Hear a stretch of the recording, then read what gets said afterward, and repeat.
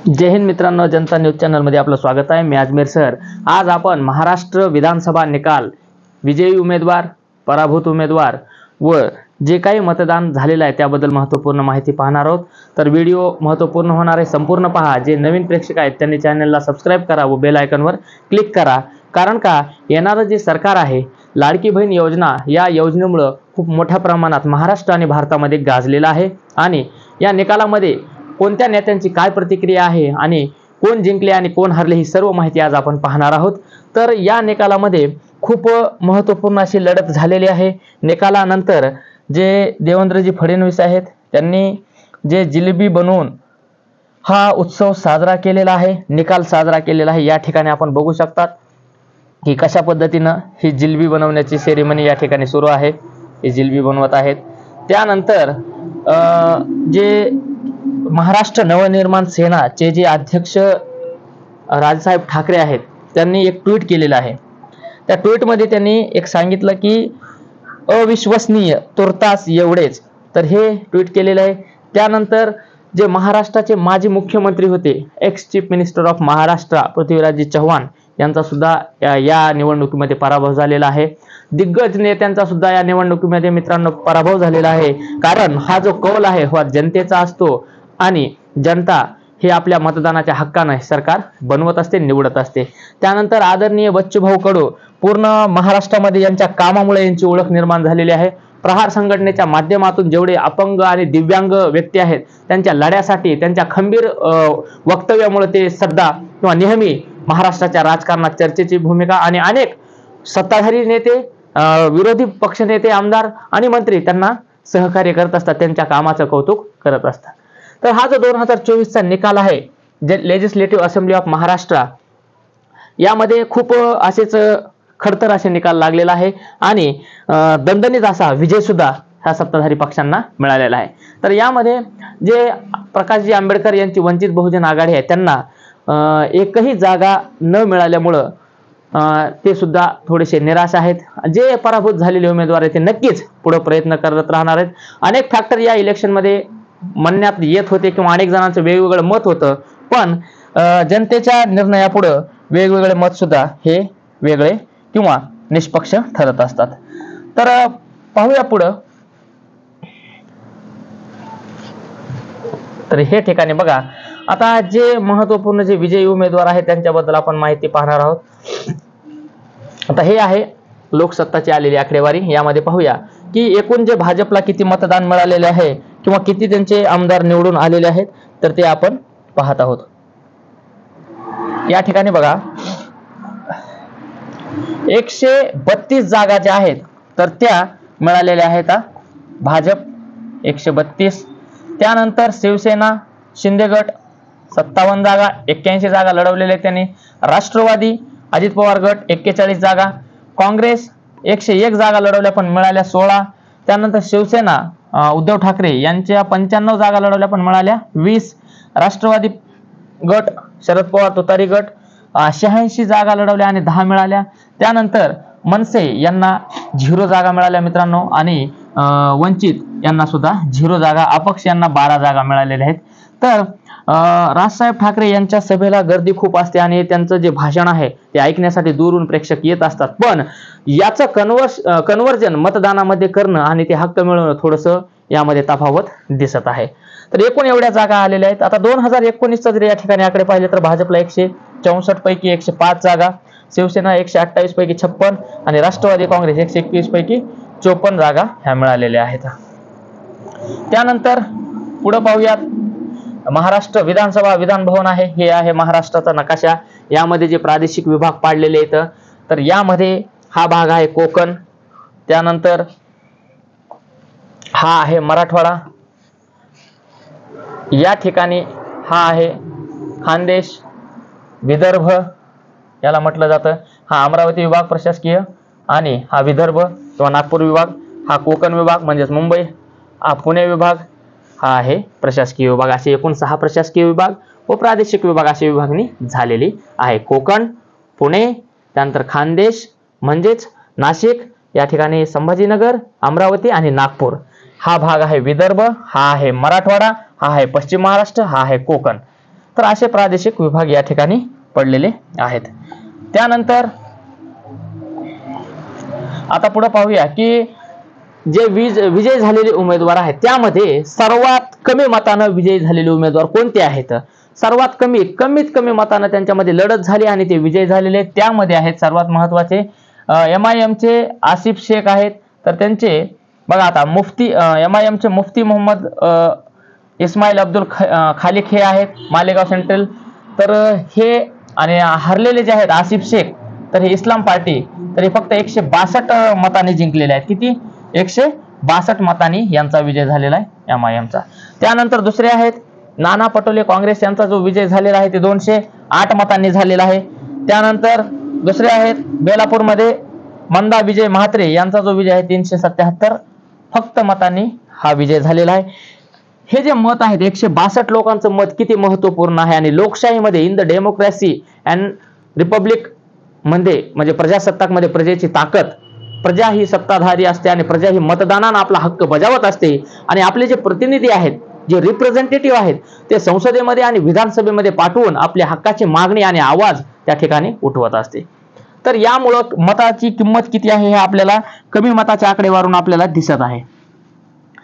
त्यानंतर सर्वात महत्वाचं आहे की सर्वात कमी मतांना आलेले आपण पाहिलं की मालेगावमध्ये MIM आहेत, नाना पटोले आहेत, मंदा म्हात्रे, संजय गायकवाड आहेत शिवसेना 841 मतांना, शिरीष कुमार नाईक आहेत काँग्रेसचे 1000 मतांना निवडून आलेले आहेत.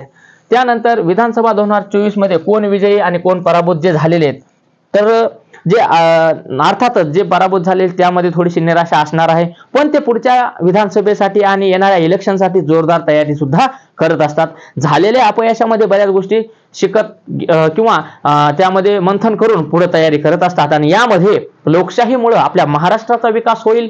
त्यानंतर येणारं जे सरकार आहे नक्कीच चांगलं कार्य करून जनतेचे मत जिंकेल आणि पुढे आपल्या महाराष्ट्राबरोबरच विविध प्रकल्प सुद्धा महाराष्ट्रामध्ये उभे राहतील आणि देशाचा सुद्धा यामध्ये विकास होईल. तर आता पाहूया की अजित पवार यांचा जे आहे ते विजय झालेला आहे. योगेंद्र पवार बारामती मधून होते ते पराभूत झालेले आहेत. बच्चूभाऊ कडू अचलपूर मतदारसंघातून पराभूत झालेले आहेत. जयंत पाटील इस्लामपूर हे विजयी झालेले आहेत. धनंजय मुंडे परळी विजय, कारण का या ठिकाणी सर्व मतदारसंघामध्ये महाराष्ट्रातील जे गाजावाजा झालेले तर ते परळी मतदारसंघामध्ये झालेला आहे. त्यानंतर पृथ्वीराज चव्हाण हे दक्षिण कराडमधून पराभूत झालेले आहेत आणि हे माजी मुख्यमंत्री होते त्यामुळे यांच्या विजय होण्याची अपेक्षा होती पण जनतेचं मत आहे. त्यानंतर आदित्य ठाकरे यांचा सुद्धा बऱ्याच आटीतटीच्या लढतमध्ये यांचा सुद्धा विजय झालेला आहे. त्यानंतर नितेश राणे कनकवलीमधून विजयी झालेले आहेत. जितेंद्र आव्हाड मुंब्रामधून विजयी झालेले आहेत. निलेश राणे हे सुद्धा दोन्ही बंधू म्हणजेच नारायण राणे यांचे दोन्ही चिरंजीव विजयी झालेले आहेत. धीरज देशमुख लातूर ग्रामीण मतदारसंघातून सुद्धा ते पराभूत झालेले आहेत. गेल्या वेळेस अमित भैया देशमुख आणि धीरज देशमुख हे रितेश देशमुख अभिनेते महाराष्ट्राचे प्रसिद्ध यांचे बंधू आहेत आणि विलासराव देशमुख यांचे चिरंजीव. तर ग्रामीण मध्ये धीरज देशमुख यांचा पराभव झालेला आहे आणि फक्त अमित भैया देशमुख यांचा विजय झालेला आहे. तर काँग्रेसमध्ये ज्यांचा बालेकिल्ला म्हटलं जातं तर त्यांचा सुद्धा या ठिकाणी पराभव झालेला आहे. त्यानंतर चंद्रशेखर बावनकुळे यांचा विजय झालेला आहे. रवी राणा बडनेरामधून विजय झालेले आहे. त्यानंतर बाळा नांदगावकर यांचा पराभव हे मनसेकडून होते. एकनाथ शिंदे यांचा तर विजय झालेला आहे आपले महाराष्ट्राचे मुख्यमंत्री.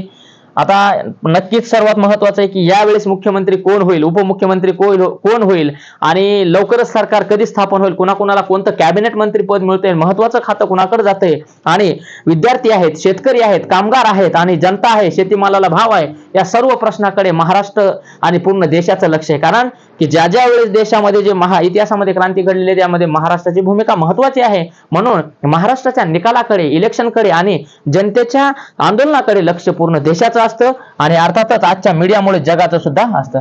दीपक केसरकर यांचा सुद्धा विजय झालेला आहे. यशोमती ठाकूर यांचा पराभव झालेला आहे. त्यानंतर विजय वडेट्टीवार यांचा विजय, नाना पटोले यांचा विजय, रोहित पवार कर्जतमध्ये जामखेड मतदारसंघामध्ये यांचा सुद्धा अटीतटीचा सामना म्हणजेच थोड्या फरकानं पुढे आणि मागे होत सुद्धा यांचा शेवटी विजय झालेला आहे आणि हा खूप म्हणजे खतरनाक असा निकाल झालेला आहे. कारण का हरण्याची शक्यता काही बातम्यामध्ये सुद्धा वर्तवली की रोहित पवार हरले पण शेवटी जे निकाल आहे ते यांच्या बाजूनच लागलेला. महाराष्ट्राचे जे किंग मेकर म्हटलं जातं देवेंद्र फडणवीस हे सुद्धा विजयी झालेले आहेत. त्यानंतर जिशान सिद्दीकी जे सध्या यांच्या वडिलांच्या प्रकरणामुळे खूप चर्चेमध्ये होते, हे पराभूत झालेले आहेत. राहुल नार्वेकर हे विधानसभा अध्यक्ष यांचा सुद्धा विजय झालेला आहे. त्यानंतर थेट लढत जी झालेली आहे, या थेट लढतीमध्ये कुणाला किती मतं मिळाली आणि कोण विजय झाले ते बघणार आहेत. आता जे महाराष्ट्रामध्ये पूर्ण भारतामध्ये जी शिवसेनेची ओळख होती बाळासाहेब ठाकरे यांच्या विचारधारेमुळं आणि कठोर हिंदुत्वाची भूमिका, देशाची भूमिका त्यांनी मांडली. पण शिवसेनेमध्ये 2 गट निर्माण झाल्यामुळे यामध्ये खूप मोठी लढत झाली. घड्याळीमध्ये किंवा राष्ट्रवादीमध्ये 2 गट झाल्यामुळे यामध्ये सुद्धा लढत महत्वाची झाली. कारण शेवटी नेता, पक्ष आणि जनता, जनतेचा मत, कार्यकर्त्यांचं मत हे ठरवत असतं. कारण कोणते कार्यकर्ते कोणत्या मतानं जातील हे कार्यकर्त्याच्या मतावर आणि जनतेच्या मतावर आहे. आणि हे राजकारण आहे, राजकारणाचं नावच आहे की पक्ष हा आपल्या कार्यकर्ता आणि नेत्या सोबत जात असतो. तसं विभाजन या ठिकाणी झालेलं आहे. तर शिवसेनामध्ये शिंदे गट आहे, यांच्या 36 जागा आणि शिवसेना जे आपले उद्धव ठाकरे आहेत यांच्या 14 जागा आलेल्या आहेत. त्यानंतर आता आहे राष्ट्रवादी पक्ष, अजित पवार गटाला जे आहेत ते 29 जागा आणि शरद पवार गटांना 5 जागा. त्यानंतर भाजपमध्ये आणि काँग्रेसमध्ये जर मुख्य लढत जर पाहिली तर या ठिकाणी 65 जागा भाजप आणि 11 जागा काँग्रेस अशी ही लढत झालेली आहे. त्यानंतर जे महत्वाचे दिग्गज आहेत, जे इन दिग्गजोने जीता मैदान, कारण का सगळे जे मुख्य महाराष्ट्राचं जी त्रिसूत्री त्रिमूर्ती सरकार ज्यांना म्हटलं जातं, ज्यांनी लाडकी बहीण योजना गाजवली आणि पूर्ण निवडणुकीचं वारं फिरलं, सगळे फॅक्टर जशाला तसे बाजूला राहिले, तर यामध्ये देवेंद्र फडणवीस उपमुख्यमंत्री, मुख्यमंत्री एकनाथ शिंदे, अजित पवार, तर गृहमंत्री हे देवेंद्र फडणवीस, उपमुख्यमंत्री अजित पवार आणि मुख्यमंत्री एकनाथ शिंदे ह्या तिघांचा सुद्धा विजय झालेला आहे. आणि हा आहे त्यांच्या सेरेमनीचा फोटो, हा आहे राज ठाकरे साहेबाचा फोटो. अनेक लोकांचं म्हणणं होतं की यावेळेस राज ठाकरे साहेब आणि वंचित आघाडी यांचा फरक आणि इम्पॅक्ट पूर्ण मतदानावर दिसेल आणि येणाऱ्या निकालामध्ये सुद्धा दिसेल. पण आता चर्चा, त्यानंतर सत्र, त्यानंतर टीका, काही गोष्टी ईव्हीएम आहे, काही गोष्टी ज्या पत्रकार बांधव आहेत, जे राजकीय तज्ज्ञ आहेत, जे विश्लेषक आहेत, त्यांचं मत आणखीन येणारच आहे. तर नक्की पाहूया. आता बऱ्याच ठिकाणी म्हटलेलं आहे की झालं इलेक्शन जपा रिलेशन. काय झालं? इलेक्शन जपा रिलेशन. कारण हा आपला संबंध, महाभारत जो आहे हा बंधुभावाचा भारत आहे. जगामध्ये विविधतेत एकता दाखवणारा हा भारत देश आहे. नेता पक्ष बदलू शकतो, पण आपण आपले संबंध बिघडू द्यायचे नाहीत, हे आपण सगळ्यांनी स्वीकारलेलं आहे. आणि चला आता सगळे मिळून मिसळून राहूया. आता डबल एकदा रिव्हिजन, महाराष्ट्राचा अंतिम निकाल, यामध्ये चालू घडामोडीमध्येच करंट अफेअर मध्ये आपण पाहणार आहोत की भारतीय जनता पक्ष 132 जागा, शिवसेना शिंदे गट 57 जागा, राष्ट्रवादी काँग्रेस पार्टी अजितदादा 41 जागा, शिवसेना ठाकरे गट 20 जागा, भारतीय राष्ट्रीय काँग्रेस 16 जागा, राष्ट्रवादी काँग्रेस शरदचंद्रजी पवार 10 जागा, समाजवादी पक्ष 2 जागा. त्यामध्ये जन सुराज्य शक्ती हा पक्ष आहे, तर यांना सुद्धा 2 जागा मिळालेल्या आहेत. त्यानंतर हे जे छोटे छोटे पक्ष आहेत यांचा सुद्धा खूप मोठा इम्पॅक्ट पडलेला आहे. आणि जे मतांचं विभाजन झालेलं आहे, जसं की वंचित बहुजन आघाडी आहे किंवा जे इतर छोटे पक्ष आहेत, जे दबाव गट आहेत, प्रेशर ग्रुप ज्यांना म्हटलं जातं, तर अनेक कॅन्डिडेट उभारल्यामुळं, जास्तीत जास्त उमेदवार उभारल्यामुळं मतांचं विभाजन होत असतं. आणि जे मत विभाजन झाल्यामुळं एखाद्या तिसऱ्या पक्षाला सपोर्ट हा मिळत नाही. तर या ठिकाणी समाजवादी पार्टी 2, त्यानंतर जनस्वराज्य शक्ती 2, राष्ट्रीय युवा स्वाभिमान पक्ष 1 जागा, राष्ट्रीय समाज पक्ष 1 जागा, MIM 1 जागा, भारतीय कम्युनिस्ट पार्टी 1 जागा, भारतीय शेतकरी कामगार पक्ष 1 जागा, राजश्री शाहू विकास आघाडी 1 जागा आणि स्वतंत्र 2 जागा, अशा ह्या जागांचं विभाजन झालेलं आहे. अशा पद्धतीनं आणि धनुभाऊ मुंडे ज्यांना DM म्हटलं जातं, परळीमध्ये राजेसाहेब देशमुख आणि यांच्यामध्ये जी लढत झाली, यामध्ये यांचा विजय दणदणीत झालेला आहे. केज मतदारसंघामध्ये नमिताताई मुंदडा आमदार आणि पृथ्वीराज साठे BJP आणि शरदचंद्र पवार राष्ट्रवादी यांच्यामध्ये हा लढत झाली. तर नमिताताई मुंदडा यांचा विजय झालेला आहे आणि यांचा काही मताने 2600 आसपास मतांनी पराभव झालेला आहे. राजसाहेब देशमुख हे शरदचंद्रजी पवार यांच्या गटाकडून धनभाऊच्या विरोधात परळीत उभा होते आणि हे आपले माजी मुख्यमंत्री यांचा सुद्धा पराभव झालाय. त्यानंतर काँग्रेसचे जे ज्येष्ठ नेते होते, 8 वेळेस आमदार राहिलेले, पण 9व्या वेळेस बाळासाहेबजी थोरात संगमनेर या मतदारसंघातून यांचा पराभव झालेला, हा सुद्धा धक्कादायक पराभव असं बऱ्याच ठिकाणी मांडण्यात आलेलं आहे. अनेक दिग्गज लोक हा आपल्या पराभवाशी सध्या विश्लेषण करत आहेत. आदित्य ठाकरे यांचा सुद्धा विजय झालेला आहे. त्यानंतर राजेश टोपे हे सुद्धा पराभूत झालेले आहेत, घनसांगवी मतदारसंघ जालना. त्यानंतर अमित भैया विजयी आणि धीरज भैया यांचा ग्रामीण मधून पराभव झालेला आहे. महाराष्ट्र नवनिर्माण सेना यांना सहसा जास्त काही यावेळेस इम्पॅक्ट किंवा प्रभाव दाखवता आला नाही. ओबीसीचे नेते छगनजी भुजबळ यांना किंग म्हटलं जातं आणि अनेक आंदोलन, उपोषण आणि लढे उभे केलेत, त्यांचा सुद्धा दणदणीत विजय झालेला आहे. त्यानंतर बीड मतदारसंघात आष्टीमध्ये सुरेशजी धस अण्णा यांचा सुद्धा विजय झालेला आहे. त्यानंतर बीडमध्ये संदीप भैया क्षीरसागर यांचा सुद्धा विजय झालेला आहे.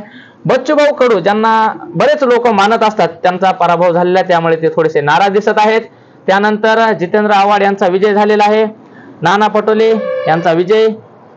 तर अशा पद्धतीने आपण हे सर्व मतदानाचं जे विजयी आणि पराभूत जे चेहरे आहेत, जे मंत्री, जे आमदार आणि जे महत्वपूर्ण दिग्गज नेते आहेत, ही माहिती पाहिलेली आहे. तर जे पराभूत झालेले आहेत ते नक्कीच विश्लेषण करून पुढे जनतेसाठी, महाराष्ट्रासाठी चांगलं काम करतील आणि निवडलेले मंत्री सुद्धा महाराष्ट्राच्या जनतेसाठी आणि जे महाराष्ट्राचं स्वराज्य आहे, महाराष्ट्राचं जे एक महान राष्ट्र आहे, जे देशासाठी लढत असतं, जे समाजासाठी लढत असतं, चांगलं राजकारण करून यावेळेस या देशाला चांगला संदेश देईल अशीच आशा आपण चांगली अपेक्षा करू आणि विजयी मतदारांना आणि उमेदवारांना सर्वांना शुभेच्छा देऊ. भेटूया एका महत्वपूर्ण व्हिडिओमध्ये. तोपर्यंत जय हिंद, जय भारत.